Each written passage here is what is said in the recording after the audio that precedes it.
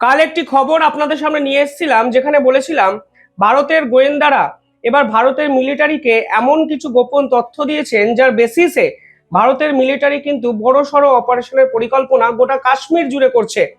পরিষ্কার বোঝা যাচ্ছিল যে ভারতের গোয়েন্দারা বুঝতে পেরেছেন যে সিস্টেমের ভিতরে থেকে এমন কেউ বা কারা আছে যারা ক্রমাগত ভারত বিরোধিতায় নিমজ্জিত এবং ভারতকে অশান্ত করার পরিকল্পনা পাকিস্তানের সঙ্গে নিয়মিত যোগাযোগ রেখে তারা করে যাচ্ছেন। আর আজকে দেখুন, কাশ্মীর থেকে যে দুটো খবর আমাদের সামনে উঠে এলো, একদম হুবহু সেই ইনটিউশনের সঙ্গে সে খবরগুলো মিলে যায়, যেখানে ভারতের এক প্রাক্তন মন্ত্রীর বাড়িতে রীতিমতো রেড করতে হলো কেন্দ্রীয় গোয়েন্দা সংস্থাকে। এবং এই রেড যদি দুর্নীতি কোনো ইস্যুতে হতো তাহলে আমি এই বিষয়ে আলোচনা করতাম না এই চ্যানেলে অন্তত। কিন্তু এই রেড কেন হয়েছে জানেন? কারণ প্রাক্তন মন্ত্রীর সঙ্গে পাকিস্তানের একাধিক হ্যান্ডেলারের নিয়মিত যোগাযোগ পাওয়া গেছে, টাকার লেনদেন পাওয়া গেছে, এবং এ বিষয়ে কেন্দ্রীয় গোয়েন্দা সংস্থা ইডি সকলে মিলে কিন্তু কালকে ঝাঁপিয়ে পড়েছে। অর্থাৎ মন্ত্রীর বেশে থেকে দেশের সঙ্গে গাদ্দারি করা এবং দেশকে রীতিমতো বিক্রি করে দেওয়ার মতো ভয়াবহ পরিস্থিতি এই কাশ্মীরে সৃষ্টি হলো, যা ভারতবাসী হিসাবে লজ্জায় মাথা আমাদের কিন্তু নিমজ্জিত করে দেয়। আন্তর্জাতিক স্তর এই খবরকে কিভাবে প্রেজেন্ট করছে সেটাও আপনাদের বলবো, কিন্তু ভিডিওটি শেষ অবধি দেখবেন। তবে তার আগে বলি, আজকে সকাল থেকে অপারেশন পিম্পেল এটি চালু করেছে কেন্দ্রীয় সেনাবাহিনী, মানে ভারতের সেনাবাহিনী এটি চালু করেছে এবং একাধিক জায়গায় অপারেশন চালানো হয়েছে। 59টি জায়গায় সার্চ অপারেশন চালিয়েছে ভারতের সেনাবাহিনীর সদস্যরা। ফলে আপনারা বুঝতে পারছেন যেভাবে খবরগুলো খুব সহজে আমি বলছি, গ্রাউন্ড রিয়েলিটিটা এতটা সহজ নয়। 6 মাসের মধ্যে পেহেলগাম অ্যাটাকে 6 মাসের মধ্যে ফের ভারতকে অশান্ত করার পরিকল্পনা পাকিস্তানের পক্ষ থেকে করা হয়েছে, এবং সেই ইনপুট, সেই ইন্টেলিজেন্স আজকে আমাদের গোয়েন্দারা রিকভার করেছেন। এবং 59টি জায়গায় সকাল থেকে একযোগে সার্চ অপারেশন চালানো হয়েছে, এবং ভারতের গোয়েন্দারা মনে করছেন যে ভারতীয়রাই হয়তো পাকিস্তানি জঙ্গিদের সঙ্গে হাতে হাত মিলিয়ে ভারতকে দ্বিখণ্ডিত করার চেষ্টা করছে। এবং আজকে কাশ্মীরে কিন্তু গুলির লড়াইও দেখা গেল। দেখুন, একটি একটি করে খবর আপনাদের সামনে বলি, যেখানে প্রথমত পাকিস্তানের এই জঙ্গিদের শেষ করার জন্য অপারেশন পিম্পল চালু করেছিল ভারতের সেনাবাহিনীর সদস্যরা। এবং সেখানে আজকে কুপওয়ারা যে ডিস্ট্রিক্ট আছে, সেখানে দুজন জঙ্গিকে রীতিমতো অপারেশনে কিন্তু খতম করে দিল ভারতের সেনাবাহিনী, যা নিঃসন্দেহে বড় সাফল্য। মনে করা হচ্ছিল এই জঙ্গল আবৃত জায়গায় 2 থেকে 3 জন লুকিয়ে আছে যারা ভয়ানক কোনো অপারেশনের পরিকল্পনা করছে। আর আজকে ভারতের সেনাবাহিনী নিপুণ দক্ষতায় তাদেরকে কিন্তু খতম করে দিয়েছে। পাশাপাশি কুলগাঁও, দোদা এবং রাজৌরি, এই 3টে গুরুত্বপূর্ণ জায়গায় ম্যাসিভ সার্চ অপারেশন চালানো হয়েছে কেন্দ্রীয় বাহিনীর পক্ষ থেকে। অর্থাৎ এই সমস্ত জায়গাকে কেন্দ্র করে ভারতের স্লিপার সেল, যে স্লিপার সেলগুলো পাকিস্তানকে সাহায্য করে, যারা ব্রেন ওয়াশড, তারা কিন্তু অ্যাক্টিভ হয়ে গেছে, সেই ইন্টেলিজেন্স গোয়েন্দাদের কাছে এসছে। এবং আরো একটা ইম্পর্টেন্ট বিষয় আপনাদের বলছি, একাধিক জেলে কালকে রেড করেছে ভারতের গোয়েন্দা সংস্থা। ফলে কাশ্মীরে যে জেলগুলো বর্তমানে আছে, যেখানে অলরেডি এই রকম ব্রেন ওয়াশড, পাকিস্তানকে সাহায্যকারী, নিখাদ দেশদ্রোহীরা দিনের পর দিন দিন কাটাচ্ছে, সেই জেলগুলোকে এবার সার্ভেলেন্সের আওতায় আনলো গোয়েন্দারা। এবং ভেরিয়াস জেল থেকে যে ইনপুট পাওয়া গেছে, সেখানে বলা হচ্ছে জেলে বসে বিভিন্ন নেটওয়ার্ককে অ্যাক্টিভ করার পরিকল্পনা করা হচ্ছে। আর এখানে কিন্তু প্রশ্ন ওঠে যে জেলে বসে কিভাবে দেশদ্রোহিতার মতো গুরুত্বপূর্ণ অপারেশন করা সম্ভব হচ্ছে?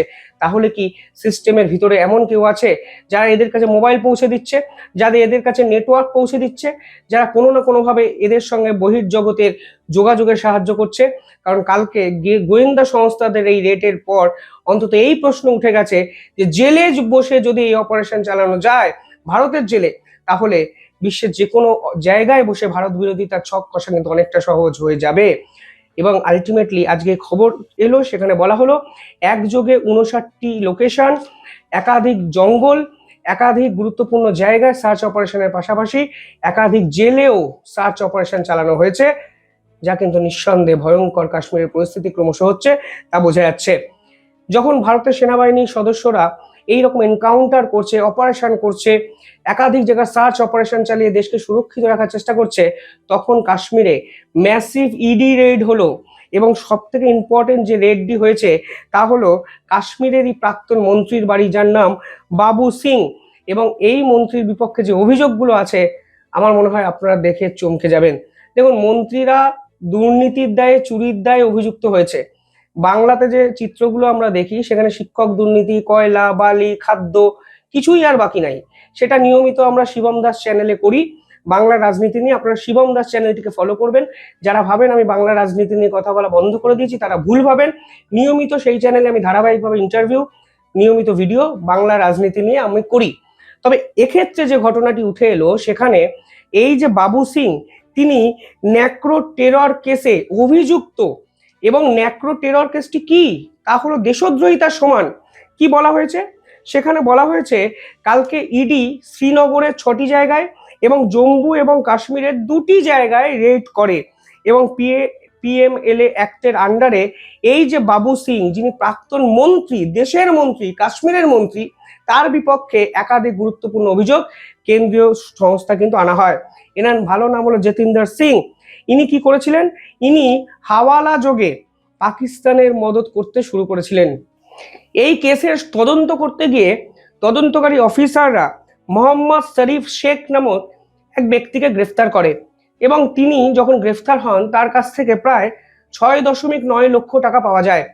অভিযোগ করা হয় এই যে 7 লক্ষ টাকা হাওয়ালার টাকা, অর্থাৎ জম্মু এবং মানে কাশ্মীর থেকে জম্মুতে এই টাকা ট্রান্সফার করা হচ্ছিল বাবু সিং অর্থাৎ প্রাক্তন মন্ত্রীকে দেওয়ার জন্য। এবার এই টাকা কিসের জন্য ব্যবহার হতো? গোয়েন্দা সংস্থারা কি দাবি করেছে জানেন?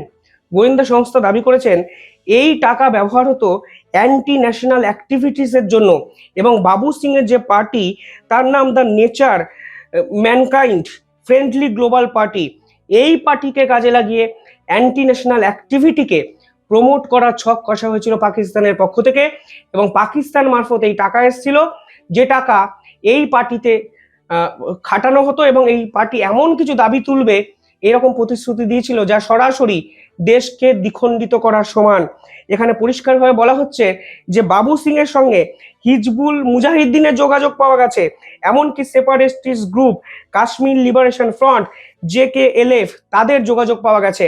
অর্থাৎ পলিটিক্যাল সিনারিওর মাঝে মানে ব্যাকে এই যে মুজাহিদ্দিন এবং সেপারেটিস্ট গ্রুপের যে দাবি, সেই দাবিটাকে এস্টাবলিশ করার চেষ্টা এই বাবু সিং এর পার্টি করেছে, তা কেন্দ্রীয় সংস্থাকারী মানে গোয়েন্দা সংস্থাকারী মানে এরা পরিষ্কার করে দিয়েছে কালকে। পাশাপাশি বাবু সিং এর ফোন থেকে একাধিক গুরুত্বপূর্ণ ইনফরমেশন পাওয়া গেছে, এবং সবটাই পাকিস্তানের সেনসিটিভ ডকুমেন্টস, পাকিস্তানকে কেন্দ্র করে একাধিক গুরুত্বপূর্ণ ডকুমেন্ট। এমনকি এই বাবু সিং এর পার্টি যে ইস্তেহার প্রকাশ করেছিল সেখানে তারা জম্মু এবং কাশ্মীর, পিওকে এবং গিলগিট বালুচিস্তানকে সেপারেট করার ডাক দিয়েছিল।